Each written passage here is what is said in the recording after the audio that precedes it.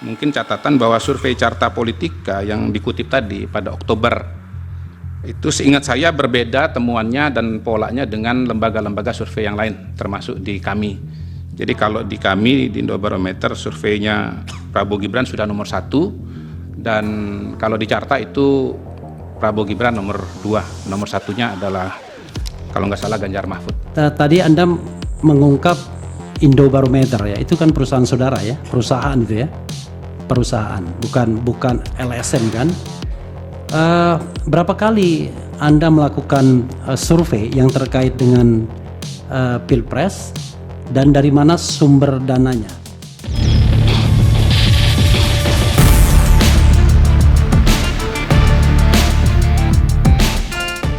Silakan. Ya, terima kasih Yang Mulia. Saya pertanyaan awal dulu kepada saudara ahli. Saudara bagian dari tim kampanye Prabowo Gibran atau bukan? Saya aktivis. Saya aktivis. Bukan. Pilihan saya pribadi adalah 02. Ketua Gerakan Sekali Putaran. Oh ya. Saya mendirikan organisasi namanya Gerakan Sekali Putaran. Itu relawan buat pemenangan Prabowo Gibran. Betul, saya lengkapi kemenangan dalam sekali putaran dan berhasil dengan gemilang. Oke. Tetapi Silakan agak pertanyaannya berbeda Pak sama Refli. Hasan Nasbi. Saya bertanya, tapi pertanyaan ini pertanyaan yang memang saya ambil dari aspirasi ya, aspirasi yang saya pahami. Pertama, tadi Anda mengungkap Indobarometer ya, itu kan perusahaan saudara ya, perusahaan itu ya, perusahaan, bukan LSM kan? Berapa kali Anda melakukan survei yang terkait dengan Pilpres dan dari mana sumber dananya atau dengan siapa pendonornya atau pendananya? Itu yang pertama.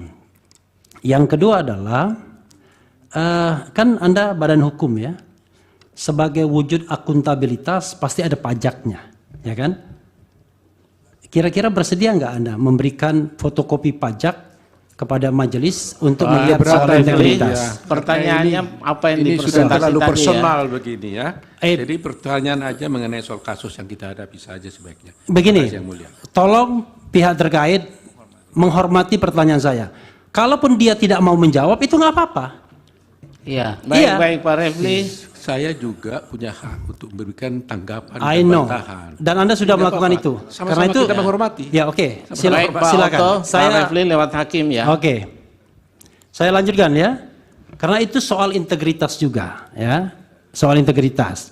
Nah, yang ketiga adalah kalau data dipublikasikan itu ada raw datanya. Istilahnya itu atau coding ya yang Anda inputkan kepada sistem survei dan lain sebagainya. Itu penting, bersediakah Anda memberikannya raw data itu kepada majelis hakim agar majelis hakim bisa melihat raw datanya. Nanti kalau majelis hakim nggak paham membacanya ya cari survei yang independen yang bukan dari bagian tim pemenangan untuk melihat itu. Itu saja Yang Mulia, terima kasih. Dan terima kasih juga kepada kawan Utuh Hasibuan. Terima kasih. Baik. Salam. Ada lagi dari 01? Cukup? Supaya clear, saya ingin bertanya ini kepada ahli bertanya. Tadi kan ditampilkan hasil riset dari indikator politik. Ya. Kemudian diulas dan juga ada dalam tampilan faktor-faktor yang menyebabkan pemilih itu memilih karena tegas dan segala macam. Saya mohon diinfokan, apakah hasil riset itu pilihan jawabannya adalah pilihan jawaban yang tertutup atau terbuka? Tertutup itu artinya pollster sudah mencantumkan di situ. Nah, kalau itu tertutup, ada tidak di situ pilihan karena menerima bansos akan pilih. Sebab kalau itu tidak ada, ya nggak fair juga kemudian untuk menyimpulkan bahwa pemilih memilih bukan karena bansos. Kecuali kalau itu ada, gitu loh. Nah, saya mohon penjelasan itu dulu. Baik, terima kasih. Selanjutnya Yang Mulia Prof. Saldi. Terima kasih Yang Mulia Pak Daniel. Ini Pak Kodari dan Pak Refli ini teman saya dulu dua-duanya. Tapi makin lama makin pertengkarannya nggak mau diselesaikan saja. Sampai terbawa ke ruang sidang juga. Bertengkar, saya nanya yang mulia. Tapi suasananya sudah agak lain gitu. Lain dari yang saya nikmati beberapa tahun yang lalu. Iya ya, Pak Kodari ya. Padahal dulu kemana-mana itu orang nih jalan-jalan gitu. Saya masih ingat makan mie ayam Gajah Mada di sini. Iya itu makanya. Saya ingin saudara ahli buka lagi tadi hasil survei bulan Oktober atau September tadi yang indikator politik itu yang ditampilkan. Oh, Februari kalau indikator. Atau soal apa? Ada indikator, ada beberapa data yang mulia. Tadi yang bulan Oktober itu yang tentang apa itu? Yang masih surveinya Prabowo 38. Oh, itu surveinya Indobarometer justru. Indobarometer ya? Iya. Ada di sini ya? Ada. Ini. Nah, ini kan ketika itu kan masih pada 35%, 26, 18. Ya. Lalu tadi ada argumentasi alasnya ahli. Iya. Nah, ketika ini belum ada bansos gitu. Dan belum ada faktor Gibran kalau nggak salah ketika itu ya. Saya tidak mengatakan bahwa tidak ada faktor bansos. Tadi disebutkan ketika ini belum ada bansos tadi disebutkan. enggak. Itu. Nanti bisa dicek di risalahnya. Iya. Tapi terlepas dari itu, bisa nggak saudara ahli memberikan kepada kita gambaran?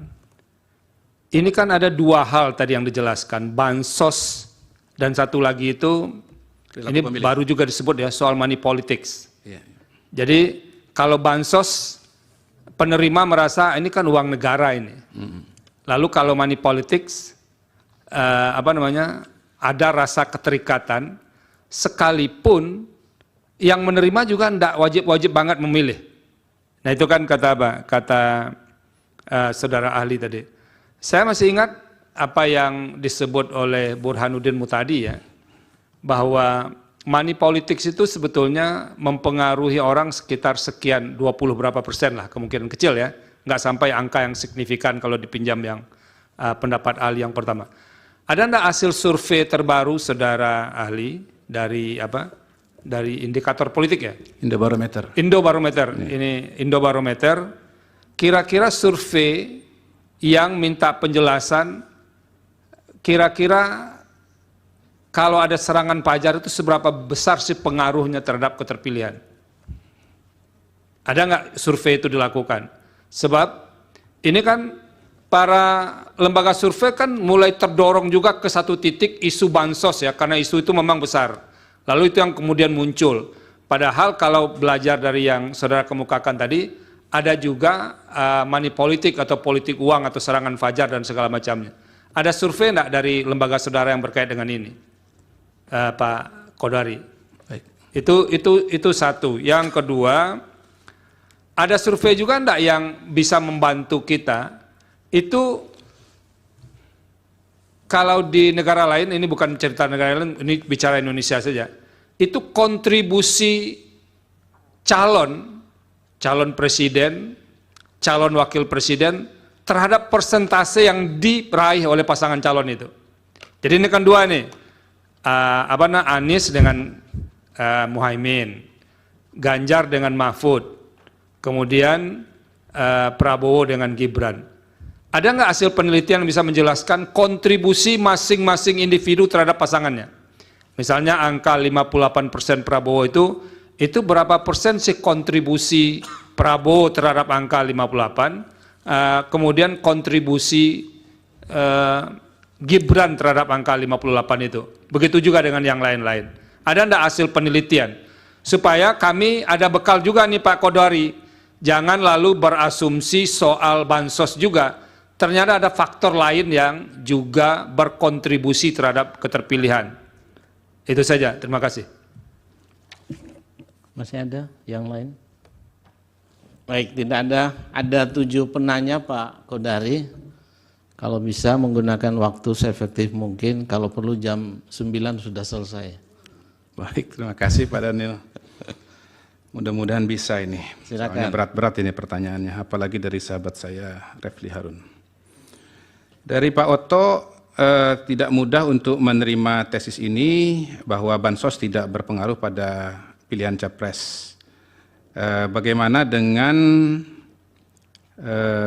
Mengapa hal itu bisa berbeda dengan perasaan teman-teman ya, kira-kira begitu ya. Ya karena teman-teman tadi perasaan, ya mungkin saya nggak menyebut imajinasi ya, perasaan lah. Sementara ini temuan. Yang kedua ini mungkin orang per orang, sementara ini kan sistematis dari sampel yang ditarik dengan metode ilmiah sehingga mewakili seluruh masyarakat Indonesia. Jadi kalaupun misalnya pakai terminologi perasaan, itu terminologi perasaan teman-teman pemohon, sementara temuan ini adalah perasaan rakyat Indonesia. Barangkali itu singkatnya. Kemudian yang kedua, bisakah jelaskan soal Sumbar dan Aceh, apa faktornya? Untuk objektifnya harus diadakan riset tersendiri di masing-masing provinsi itu.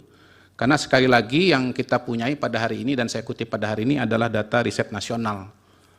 Itu gabungan dari responden di Sumatera Barat, di Aceh, Jawa Tengah, Jawa Timur, Papua, dan seterusnya. Jadi ini gabungan faktor nasional. Nah pasti ada faktor-faktor yang khas atau bahkan mungkin urutannya berbeda atau variabelnya berbeda antar provinsi. Itu jawabannya. Kemudian Pak Rifai, hubungan kemenangan PDIP dengan Bansos. Saya punya pertanyaan sejenis untuk PDIP, untuk partai politik, pilihan partai politik, tetapi karena ini temanya soal capres, jadi saya tidak membawa datanya dan tidak sepenuhnya hafal juga. Tapi yang saya ingat itu sebetulnya kembali kepada variabel-variabel yang biasa ditemukan pada pilihan partai. Misalnya faktor ketertarikan kepada tokoh, suka dengan tokohnya, kemudian kebiasaan, kemudian kadernya atau calegnya bagus, dan variabel-variabel lainnya. Kurang lebih begitu.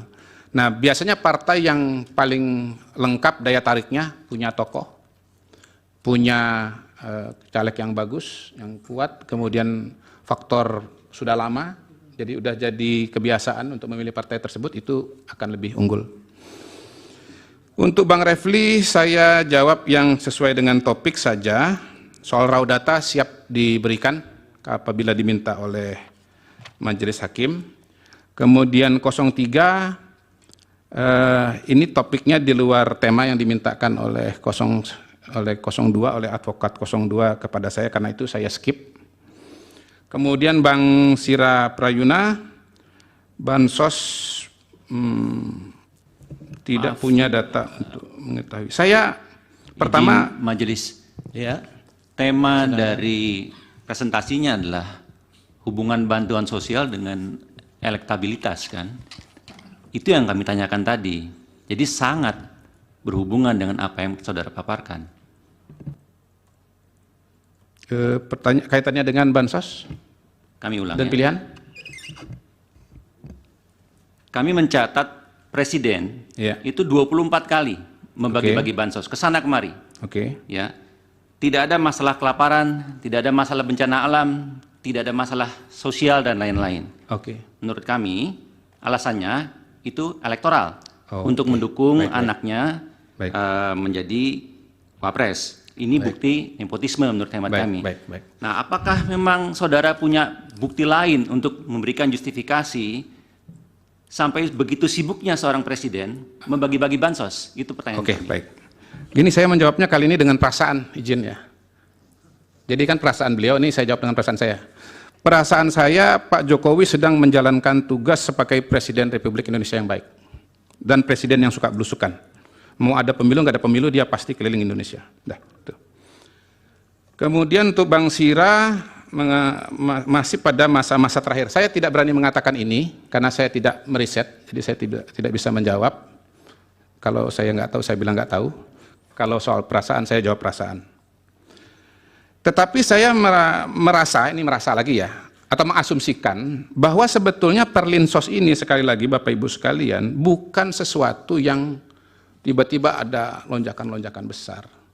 Terutama kalau kita bicara Perlinsos secara menyeluruh. Ya, kan selama ini yang disampaikan kan angka 496 itu. Saya hakul yakin bahwa subsidi listrik itu diberikan dari Januari, Februari, Maret, termasuk juga ke belakang. Karena kalau enggak listrik kita gelap dari Januari sampai September. Saya berasumsi bahwa BBM itu subsidinya diberikan dari Januari terus sampai, karena kalau enggak mobil kita mogok semua. Izin Yang Mulia, Izin yang mulia. Dari? Diizinkan dari kosong. Oh, silakan. Jadi pertanyaan kami sebenarnya adalah ada lonjakan bansos 2003 ke 2024, 2023 ke 2004 dari 23 triliun ke 55 triliun, 54 triliun lebih dengan alasannya adalah El Nino. Padahal kita tahu bahwa El Nino itu menurut data statistik BMKG sudah selesai di bulan November. Nah, lalu pertanyaan saya tadi adalah apakah kemudian yang menjustifikasi pemberian bansos yang begitu besar tanpa ada maksud untuk mempengaruhi preferensi politik masyarakat dalam pemilu Pilpres kali ini. Dan ini terkonfirmasi tadi ketika mendengar jawaban dari teman-teman DPR bahwa mereka punya benefit secara elektoral terhadap penerimaan bansos masyarakat. Tingkat suara mereka mendapat keterpilihan mereka menjadi rujut gitu loh. Baik, cukup ya. Ya. Silakan Pak Kodari. Baik, izin saya bisa buka sebentar ya catatan saya mengenai kenaikan dana bansos. Karena tapi kalau ini nggak ketemu saya lepas saja biar teman-teman DPR yang menjawabnya ya. Karena buat saya kan pertanyaan kepada saya lebih kepada soal apakah ini berpengaruh atau tidak berpengaruh gitu, bukan soal jumlahnya atau kenaikannya atau apa alasan kenaikannya. Mohon maaf nggak ketemu, jadi saya nggak bisa menjawab. Biar nanti mungkin besok dengan Menteri Sosial atau Menteri Keuangan. Tapi yang saya bisa respon di sini kepada Abang Da adalah soal survei Carta Politika. Mungkin catatan bahwa survei Carta Politika yang dikutip tadi pada Oktober itu seingat saya berbeda temuannya dan polanya dengan lembaga-lembaga survei yang lain termasuk di kami. Jadi kalau di kami di Indobarometer surveinya Prabowo Gibran sudah nomor 1 dan kalau di Carta itu Prabowo Gibran nomor 2, nomor 1-nya adalah kalau nggak salah Ganjar Mahfud. Itu yang saya bisa tambahkan. Kemudian untuk Pileg saya fokus kepada riset mengenai Pilpres, ya, walaupun saya agak ingat-ingat juga risetnya dari Prof. Burhan Muhtadi, ini sekalian menjawab Pak Arsul ya, Pak Saldi Isra, soal pengaruh money politics di dalam Pileg itu kalau nggak salah 10% kalau nggak salah. Kalau nggak salah ya, tentu harus dikoreksi, saya mohon maaf kalau salah kutip. Jadi ini cerita mengenai Pileg, Caleg, bukan bicara mengenai Pilpres. Kalau Pilpres datanya yang saya sebutkan tadi. Dan riset yang lebih rigid misalnya seperti yang dilakukan oleh Prof. Burhan rasanya belum pernah saya temukan. Kemudian Dari KPU ya, KPU. Apa alasan atau faktor paling utama 2024? Tergantung lembaga yang ditanya. Kalau Indobarometer yang ditanya dengan riset yang ada, tadi tegas, berwibawa, melanjutkan pemerintahan dan seterusnya. Itu ya Pak Hasim ya. Kemudian dari Pak Arsul, pertanyaan terbuka atau tertutup. Kalau yang survei Indobarometer itu terbuka yang mulia. Jadi bukan kami yang konstruksi, itu jawaban responden dari masyarakat yang kemudian dikompilasi. Kalau yang indikator, karena bukan saya yang melakukan, saya tidak berani konfirmasi, tetapi dari bentuk pertanyaannya yang dicantumkan di tabel, dugaan saya adalah pertanyaan terbuka juga, sama. Jadi pertanyaan terbuka, jadi bukan yang dikonstruksi oleh peneliti. Kemudian dari Prof. Saldi yang pertama sudah saya jawab tadi, kemudian soal perlinsos begini. Perlinsos ini sebetulnya saya kira ada dua macam ya. Pertama, orang merasa entitled, tapi sebetulnya ada juga yang kedua, orang sebetulnya bahkan tidak menyadari bahwa dia mendapatkan bantuan dari pemerintah. Saya kira kalau kita bicara BBM, listrik, mungkin sedikit yang menyadari bahwa mereka tuh sebetulnya dibantu oleh pemerintah. Tetapi kalau yang dapat beasiswa pendidikan, kemudian jaminan kesehatan itu mungkin mereka merasa. Walaupun seperti teman saya tadi, dia justru pembenci Jokowi dan tidak memilih 02. Ya. Soal kontribusi mengenai wakil presiden, ini kalau di risetnya Kompas itu dinyatakan ada. Ya. Jadi dia mengatakan bansos tidak ada, tetapi peran wakil ada. Nah, kalau saya melihat bahwa paslon 02 itu untuk kalangan pemilih muda misalnya, itu proporsinya tinggi dibandingkan dengan usia yang lebih muda. Jadi anak muda itu jumlah yang memilih 02 lebih banyak. Dan hemat saya dengan metode cross tabulation kita bisa mengatakan bahwa ada pengaruh Gibran sebagai wakil presiden di situ. Tapi berapa persen saya tidak bisa katakan. Dan saya tidak bisa mengatakan atau menjawab berapa kontribusi Pak Mahfud kepada Ganjar, berapa kontribusi Muhaimin kepada Anies Baswedan. Demikian yang mulia. Terima kasih. Baik, Yang terima mulia, kasih. ada pertanyaan yang belum dijawab tadi, yaitu berapa kali Anda melakukan survei yang terkait dengan Pilpres, karena kan dia mengutip Indobarometer lembaganya. Lalu sumber pendanaan itu penting, karena disitulah sumber integritas pollster atau surveyor menurut saya. Baik, saya kira tidak mesti harus dijawab itu. Iya, saya jawab aja satu kali. Silakan kalau mau dijawab. Iya, saya jawab satu kali. Ya, Ya, satu kasih. kali ya. Ya. Baik, terima kasih.